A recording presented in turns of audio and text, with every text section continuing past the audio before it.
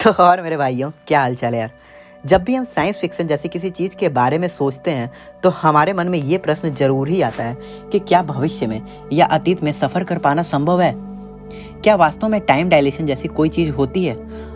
आप में से कुछ लोगों का क्वेश्चन भी आया था कि अगर हम लाइट के स्पीड से ट्रैवल करते हैं तो समय धीमा क्यों हो जाता है। क्या यही टाइम डायलेशन है?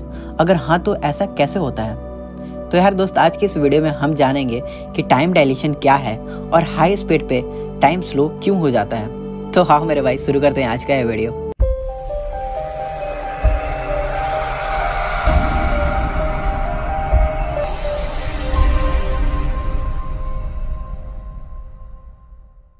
साल 1986 में सर आइजैक न्यूटन ने अपना 3 लॉज ऑफ मोशन दिया, जो कि 200 सालों तक बिना किसी मतभेद के माना जाता रहा। पर इसमें एक बहुत बड़ी प्रॉब्लम थी। एक्चुअली ये लॉज आम जिंदगी में एक्सपीरियंस किए जाने वाले स्पीड पर तो बिल्कुल ठीक तरह से काम कर जाते थे, परंतु जब हम इसे हाई स्पीड पे अप्लाई करते थे तो ये ठीक तरह से लागू नहीं हो पाते थे, जिसे काफ़ी कम ही लोगों ने नोटिस करा। साल 1916 में एल्बर्ट आइंस्टाइन ने अपनी थियरी ऑफ रिलेटिविटी पब्लिश की, जिसने पूरे फिजिक्स की दुनिया को ही बदल के रख दिया। आइंस्टाइन ने दुनिया को उस नज़रिए से देखने की कोशिश की जब वो लाइट के स्पीड से ट्रैवल कर रहे हों। वेरी हाई स्पीड से चलने वाली ऑब्जेक्ट के लिए उनके स्पेशल थियरी ऑफ रिलेटिविटी के 3 महत्वपूर्ण कंसिक्वेंसेज हैं। पहला, अगर आप किसी ऐसे यान में बैठे हों जिसकी स्पीड काफ़ी ज़्यादा है तो आपके लिए समय बाहरी दुनिया के लोगों की अपेक्षा काफ़ी धीमा गुजरेगा। या फिर यूं कहें कि अगर आप खड़े होकर किसी ऐसे यान को देख रहे हैं जिसका स्पीड लाइट के स्पीड के आसपास है तो यान के अंदर बैठे लोगों के लिए समय आपकी अपेक्षा काफ़ी धीमा गुजरेगा। इसे टाइम डायलेशन कहते हैं। दूसरा, अगर कोई ऑब्जेक्ट लाइट के रफ्तार के आसपास के रफ्तार से चल रहा हो तो बाहर खड़े किसी ऑब्जर्वर के लिए वो अपने ओरिजिनल साइज से छोटा दिखाई देगा।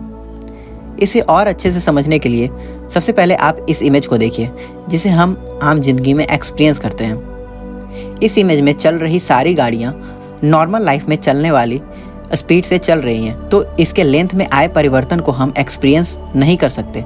परंतु अब आप इस इमेज को देखिए जिसमें ये गाड़ियाँ लाइट के स्पीड के आसपास के स्पीड से चल रही हैं, तो इसमें आप देख सकते हैं कि ये अपने नॉर्मल साइज से छोटा दिखाई दे रहे हैं, जिसे हम लेंथ कॉन्ट्रैक्शन कहते हैं। तीसरा, जब कोई ऑब्जेक्ट लाइट के स्पीड से चल रहा हो तो उसका मास उसके नॉर्मल मास से काफ़ी ज़्यादा बढ़ जाता है।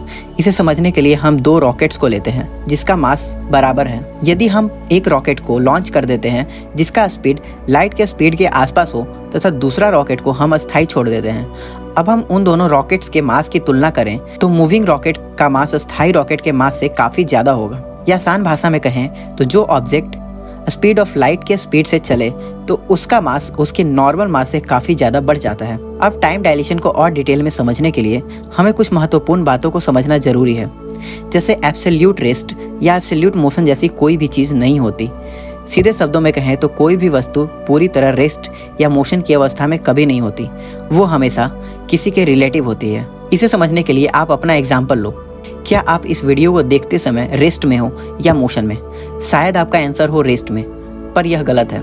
अगर कोई व्यक्ति आपको सूर्य से देखे तो उसे पृथ्वी घूमती हुई दिखाई देगी, यानी उसके पॉइंट ऑफ व्यू से आप भी रेस्ट में नहीं बल्कि मोशन में हैं। पर आपके अनुसार तो आप रेस्ट में हो।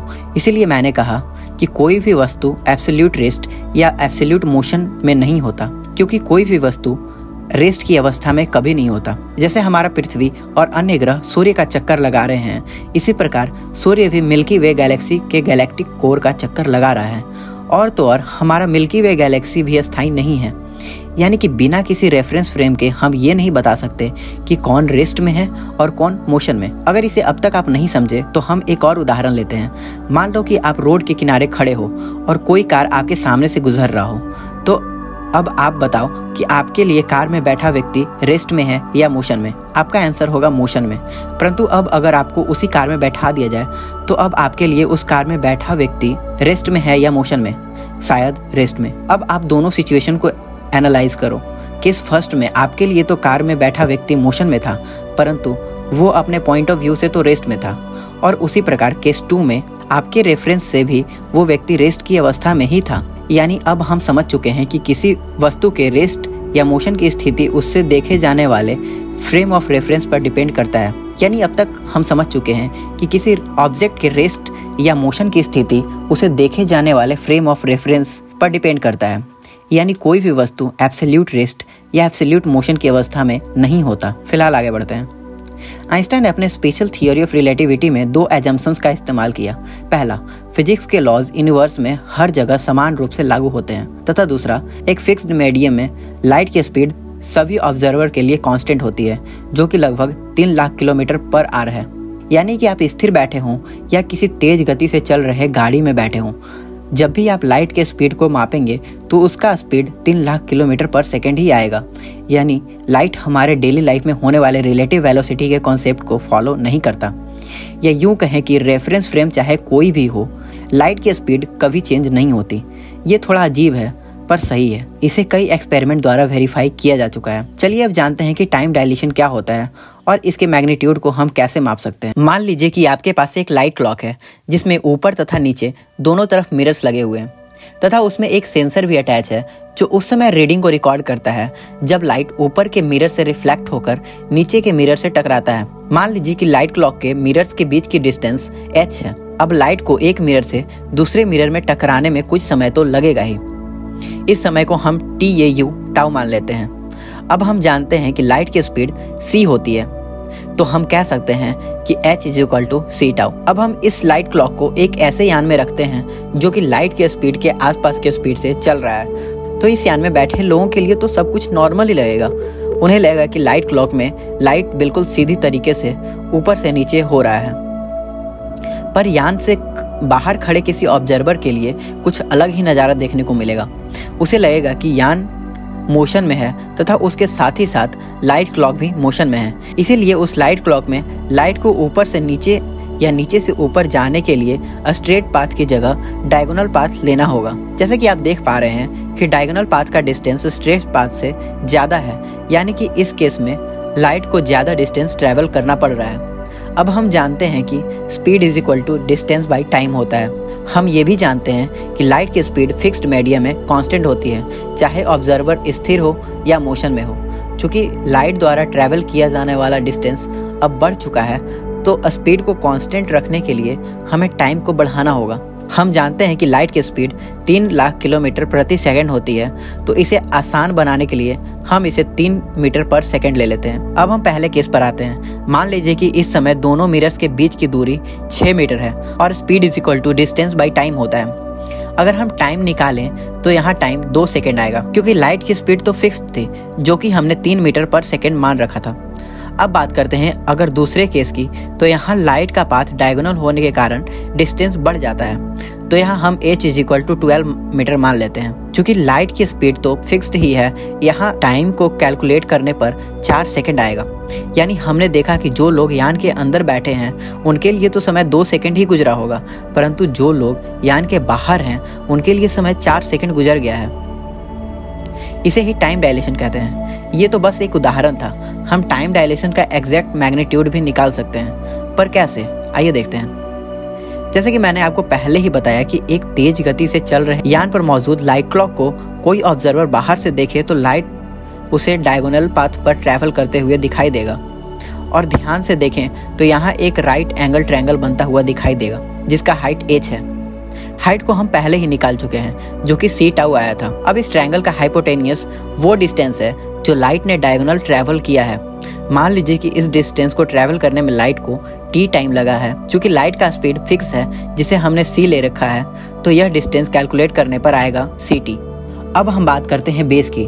दरअसल यान की भी तो कोई अपनी स्पीड होगी जिसे हम भी मान लेते हैं, तथा हमारा लाइट क्लॉक भी इसी के साथ मूव कर रहा है।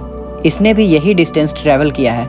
इसने भी ये डिस्टेंस ट्रैवल करने के लिए t टाइम ही लिया है। तो अगर हम बेस का डिस्टेंस निकालें तो यह होगा vt। अब हम ये जानते हैं कि राइट एंगल ट्रायंगल में पाइथागोरस थ्योरम अप्लाई करने पर इसके अनुसार hypotenuse square = base square plus height square होगा। यानी इस आधार पर हम ये कह सकते हैं कि ct² = c tau square plus vt square होगा। अब एज यूजुअल किसी को मैथ इक्वेशन तो पसंद नहीं ही होगा, तो मैं इस इक्वेशन को डिराइव नहीं कर रहा। आप इसे चाहो तो खुद देख लो। अब अगर इस इक्वेशन को पूरा सॉल्व करें तो हमें टाइम डायलेशन का फाइनल इक्वेशन मिल जाएगा, जो कि स्क्रीन पर आप देख सकते हैं। हम इस इक्वेशन से बता सकते हैं कि यान में बैठे लोगों के लिए कितना समय गुजरेगा तथा पृथ्वी पर उस दौरान कितना समय गुजरेगा। आइए इसे भी देखते हैं। अगर आप किसी ऐसे यान में बैठे हों जिसकी रफ्तार लाइट की रफ्तार की आधी हो और आप उस यान में 10 साल सफ़र किए, तो पृथ्वी के लोगों के लिए कितना समय गुजरा होगा। इसे बताने के लिए हम उसी इक्वेशन का उपयोग करते हैं और हम पाते हैं कि आपके लिए तो समय 10 साल ही गुजरा था, परंतु पृथ्वी के लोगों के लिए लगभग 11.5 साल ही गुजर चुका होगा। अब आपके मन में ये प्रश्न जरूर ही आया होगा कि बाहरी दुनिया की अपेक्षा यान में बैठे लोगों के लिए समय धीमा गुजरा, तो यान के अंदर बैठे लोगों को बाहरी दुनिया के बारे में क्या प्रतीत होगा? क्या प्लेन में बैठे लोगों के पॉइंट ऑफ व्यू से बाहरी दुनिया के लोगों के लिए भी समय धीमा गुजरेगा? दरअसल यान में बैठे लोगों के पॉइंट ऑफ व्यू से बाहरी दुनिया का समय भी धीमा हो जाएगा, क्योंकि उनका फ्रेम ऑफ रेफरेंस अब चेंज हो चुका है। इसी पूरे कॉन्सेप्ट को हम टाइम डायलेशन कहते हैं। आप में से कुछ लोगों को ये लगेगा कि ये सब मात्र एक कोरी कल्पना है, परंतु ये सब पूरी तरह एक्सपेरिमेंटली वेरीफाई किए जा चुके हैं। अब आपके मन में ये प्रश्न जरूर ही आया होगा कि ये टाइम डायलेशन का कॉन्सेप्ट क्या डेली लाइफ में होने वाले वेलोसिटी पर लागू होता है? आपको क्या लगता है? कमेंट सेक्शन आपके लिए है। दरअसल टाइम डायलेशन का कॉन्सेप्ट डेली लाइफ में भी लागू होता है। आप इस वीडियो में देख सकते हैं कि यहाँ भी लाइट को ज़्यादा डिस्टेंस ट्रैवल करना पड़ रहा है, परंतु ये हम सभी जानते हैं कि डेली लाइफ में टाइम डायलेशन जैसी कोई चीज़ नहीं होती है। इसका रीज़न ये है कि यहाँ हमारा जो मूविंग ऑब्जेक्ट होता है उसकी वेलोसिटी लाइट की वेलोसिटी की तुलना में बहुत कम होती है, और अगर इस स्पीड को हम टाइम डायलेशन के इक्वेशन रखें तो जो समय हमें मिलेगा वो इतना कम होगा कि इसे हम कभी एक्सपीरियंस नहीं कर सकते। इसी कारण हम टाइम डायलेशन को डेली लाइफ में एक्सपीरियंस नहीं करते। आशा करता हूँ कि आपके सारे प्रश्नों के उत्तर आपको मिल चुके होंगे। आप ये समझ चुके होंगे कि लाइट के स्पीड पर मूव करने से समय धीमा क्यों हो जाता है। एक और भाई का मुझे क्वेश्चन आया था कि क्या समय की भी कोई गति होती है। क्वेश्चन तो थोड़ा अजीब है और इस पर लोग बहुत ही ज़्यादा कंफ्यूज भी होते हैं। और सबसे बड़ी बात यह है कि मैंने कुछ यूट्यूब के वीडियोस देखे जिसमें लोग ये बता रहे हैं कि टाइम की भी कोई फिक्स्ड स्पीड होती है। एक वीडियो में मैंने देखा कि स्पेस टाइम में टाइम 3 लाख किलोमीटर प्रति सेकंड की रफ्तार से आगे चल रहा है। मतलब यार वो क्या बोल रहे हैं उन्हें खुद भी नहीं पता। यार मैं किसी की बुराई नहीं कर रहा, सॉरी फॉर डैट। आपको भी ये कन्फ्यूज़न है तो मैं बता दूं कि ऐसा कुछ नहीं है। और सबसे पहले आपको ये समझना चाहिए कि टाइम ओनली एक एल्यूजन है।